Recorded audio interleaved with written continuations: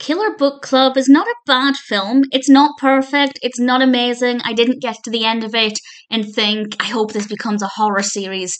I think one film is enough. But it's okay. This was released this year, 2023. It's directed by Carlos Alonso Ojea. I apologize if I've mispronounced that. And it's about these students, and some of them really want to be writers, and they start to receive through this online website where you can post fiction, chapters written by somebody who then becomes this apparent killer.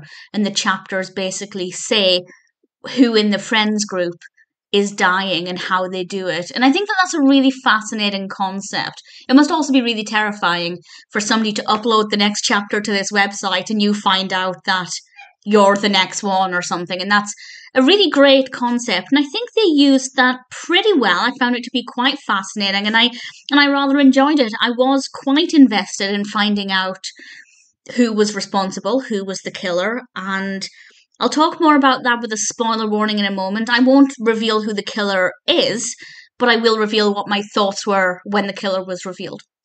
The other thing that makes this quite creepy, well, in theory, is this mask.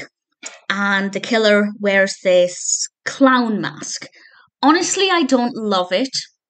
I know what they're going for. They're going for an iconic mask that they hope will become, recognizable the same way that Ghostface is. Pretty much every horror that has a character wearing a mask is clearly going for something similar, which is absolutely fine. I think if you're going to have a character with a mask, why not try and make it iconic? However, I don't think it's scary. I think it's a little bit eerie, maybe a little bit peculiar, but I don't think it's scary.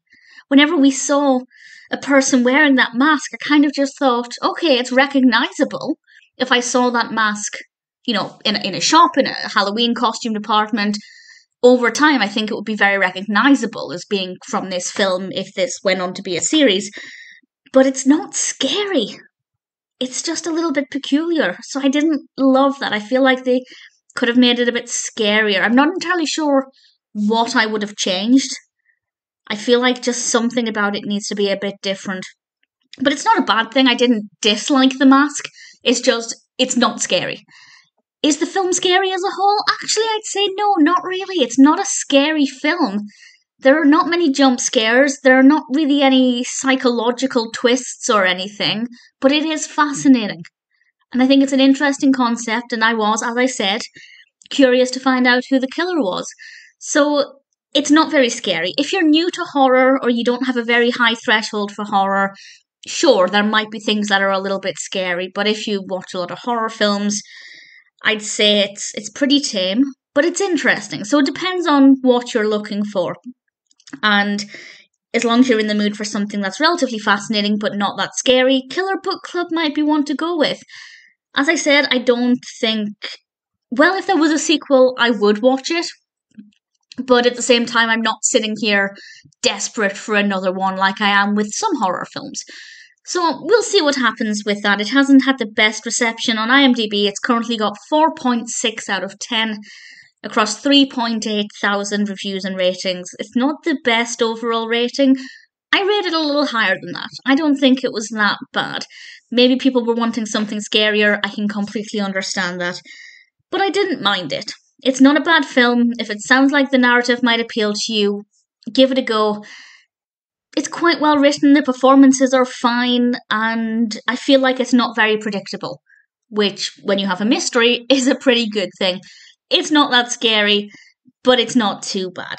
So, very quickly, I will give a brief thought on what I thought when the killer was revealed, and I won't spoil who the killer actually is, but my thoughts, it was just a bit meh.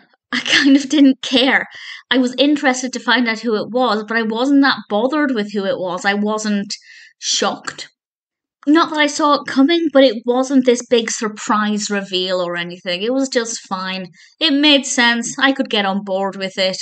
And there is... Okay, so this is a slightly bigger spoiler, so I'd say if you just don't want to know what happens at the end, please stop listening to me. This is the last thing I want to say. But there is a twist with one of the other characters who really shouldn't have been there, but that's something that's very similar to something that happens in another horror film from a big horror series. I can't say which one it is because I don't want to spoil the ending of another film, but you'll know which one I mean if you've seen it. So it's not fresh, it's not different, it's nothing I haven't seen before.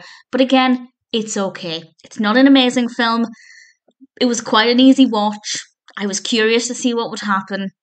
I'll say now that if there is a sequel or, a film branching out from this one, whether it's a direct sequel or not, yes, I'd give it a go. I probably wouldn't watch this film again, but something related to it, absolutely, I'd be willing to give a go. And if you haven't seen this and it sounds like your kind of film, I'd say it's probably worth watching.